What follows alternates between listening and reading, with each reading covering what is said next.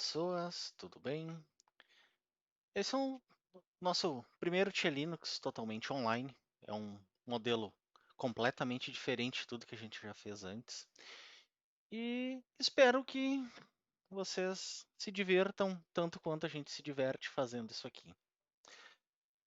Minha apresentação é sobre uma situação que acontece com mais frequência do que gostaríamos. Tanto que numa discussão interna surgiu esse assunto do Owned e o meu site foi invadido. E agora, o que fazer?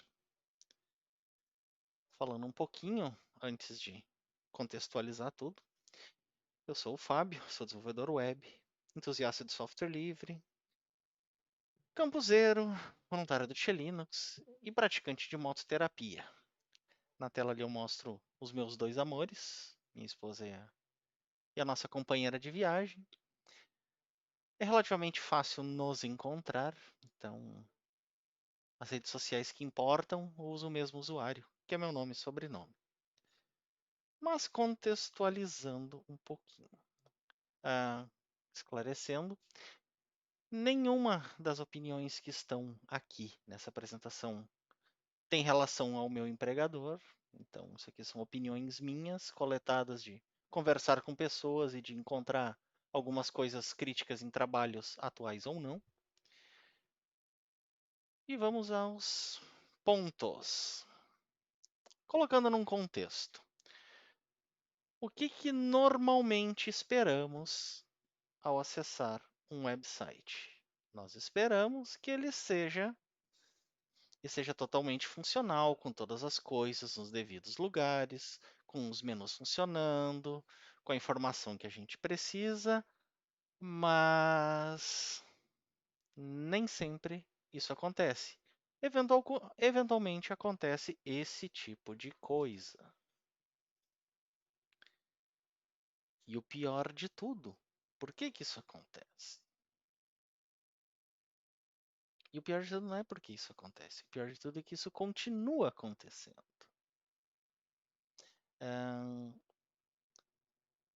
Eu fiquei pensando, né? Olha,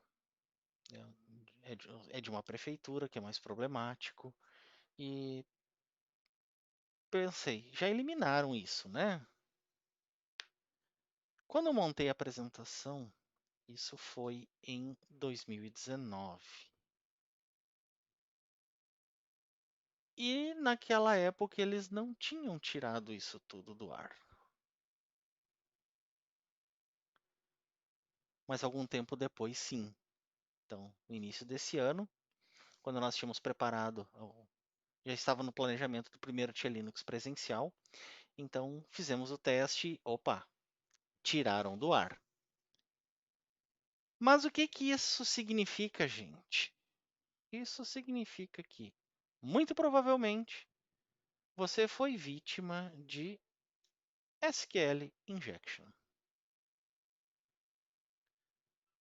Mas não é só você.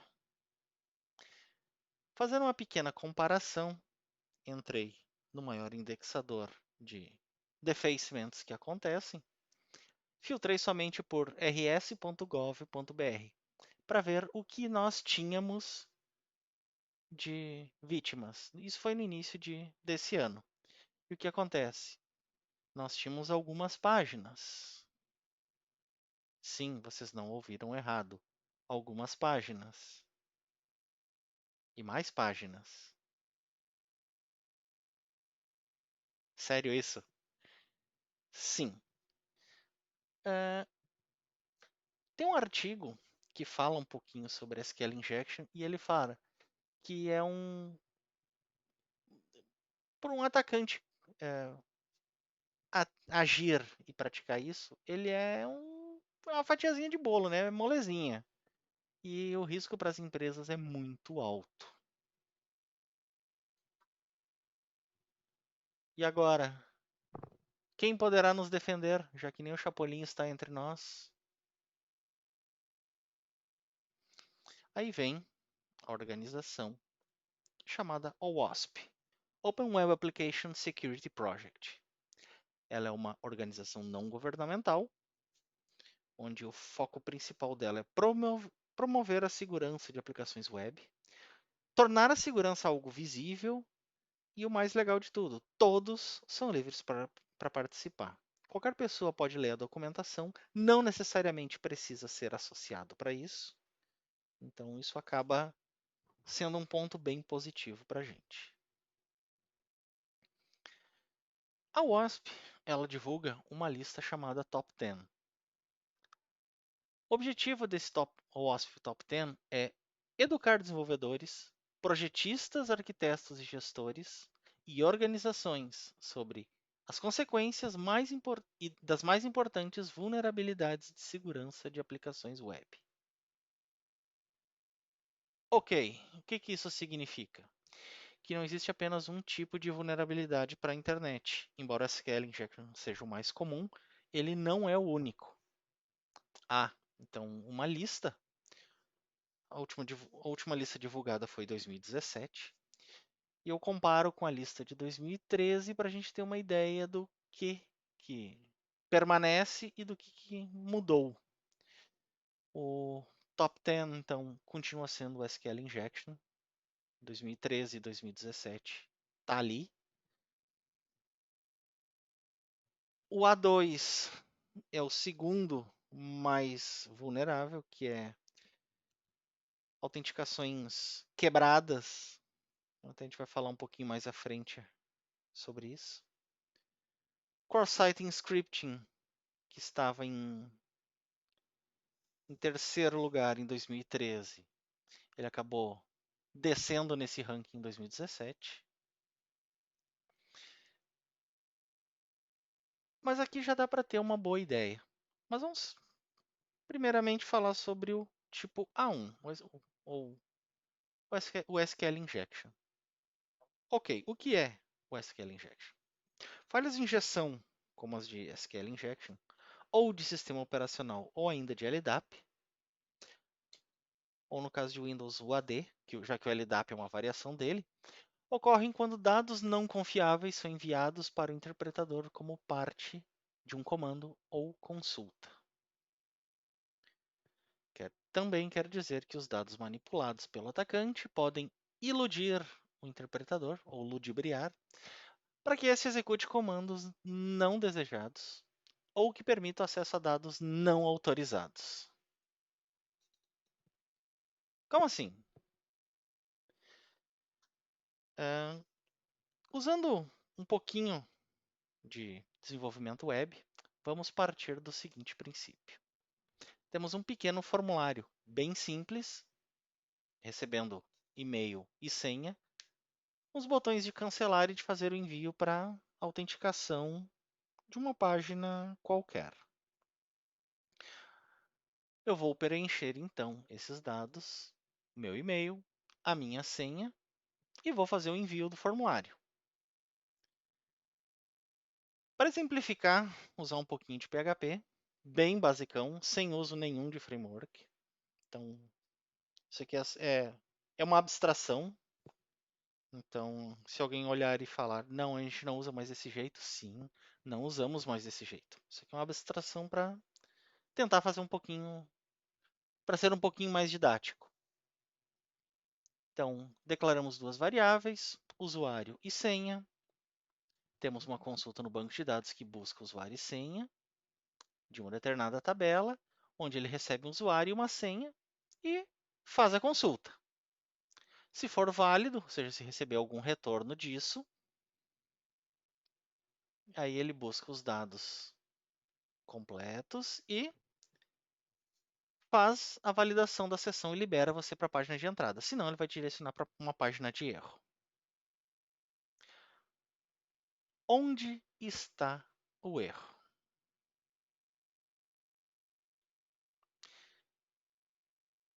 E se, ao invés de simplesmente nós colocarmos o nosso endereço de e-mail e a senha, estivesse assim? Então, coloquei lá 1, fecha aspas simples, or, abre aspas simples, 1 igual a 1. E uma senha qualquer aleatória. O que acontece? A nossa consulta que estava recebendo, então, a variável de usuário e a variável de senha, com escape de aspas simples, que antes ela recebia o endereço de e-mail e uma senha. Dessa forma, ela passa a receber se o usuário for igual a 1 ou 1 igual a 1. E a senha não importa. O que acontece com essa consulta, né?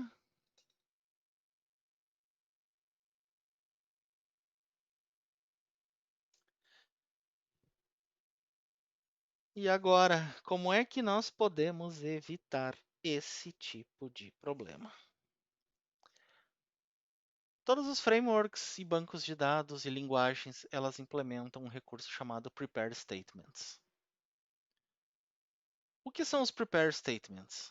Eles são consultas pré-prontas.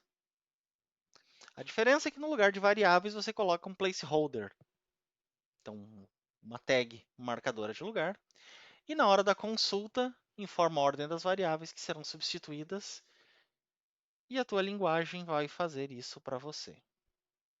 Então, nesse nosso exemplo, que nós estávamos recebendo o usuário e a senha, preparamos ele dizendo o seguinte: olha, vou selecionar o usuário e senha da tabela admin, onde o usuário é cifrão 1 e a senha é cifrão 2. E depois, o segundo parâmetro desse método é um array onde tem a variável de usuário e a variável de senha. O prepare statements ele vai fazer a substituição e vai transformar isso tudo em string. Ele vai dar o escape das variáveis e pronto. Então o que acontece? O meu usuário ele acaba sendo 1 ou 1 igual a 1, que vai ser inválido.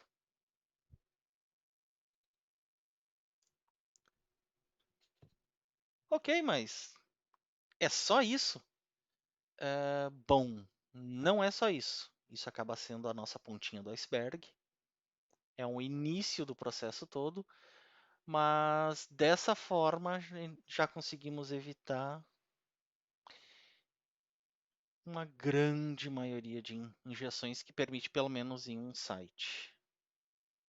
Não quero exagerar muito, mas eu diria que mais de 90% das páginas que permitem consulta, se estiverem preparadas desse jeito, já não vai sofrer injeção. Voltando para aquela nossa tabelinha, nós temos um outro item que foi unido, que na tabela de 2013 era o item o A4 e o A7, que na tabela de 2017 ele virou um item único, Broken Access Control. Legal. O Broken Access Control, sabe aquela validação de login que o pessoal todo faz em front-end? Então, simplesmente eu tenho lá, eu tenho um script que valida se o usuário está colocando realmente um endereço de e-mail, eu valido se ele não está colocando nenhum caractere inválido. Eu faço todos os controles necessários no front-end da minha aplicação. E, ok, toda essa validação no front-end, ela me lembra algo parecido com isso. Embora a gente tenha um portão com cadeado, com trava, eu posso simplesmente passar pelo lado do portão. No caso de uma validação totalmente feita em front-end com o JavaScript, eu posso simplesmente ou abrir um console e digitar os comandos necessários para fazer essa validação, ou simplesmente posso desativar o JavaScript e fazer o envio do formulário de forma tradicional. E o que normalmente acontece quando nós quebramos tudo desse jeito, nós temos acesso total. Eu diria que o Broken Access Control ele é tão ou mais perigoso do que um SQL injection. O SQL injection simples, até o que o pessoal normalmente faz e o que mais se vê, é a substituição de imagens ou de conteúdo de texto em páginas e por alguma mensagem, algum protesto, alguma coisa do tipo. Poucas vezes o pessoal faz roubo de informação.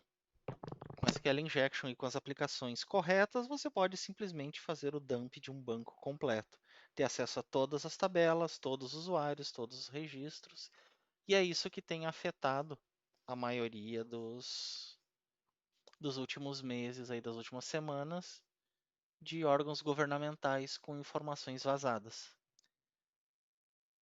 Quando o ataque envolve Broken Access Control, a coisa é um pouquinho mais complicada, porque daí o pessoal consegue roubar credenciais e consegue acessos privilegiados, inclusive a outros sistemas. O negócio é bem mais complicado.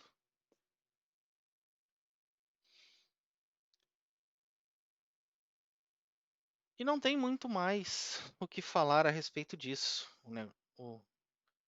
É um assunto relativamente curto, até presencialmente a gente acaba discutindo muito mais sobre dicas do que fazer, de como melhorar, e vai ser exatamente o que nós vamos fazer. Nós teremos um painel para poder discutir sobre esses pontos da apresentação logo mais. E, e é isso, gente. Eu acho que agradecer a atenção de todos. Então, logo mais nós teremos o nosso painel e se alguém quiser a, a cópia dessa apresentação, ela está, a minha está aqui e ela vai estar depois no site do Tia Linux lá também. Então, meu muito obrigado e até mais no chat.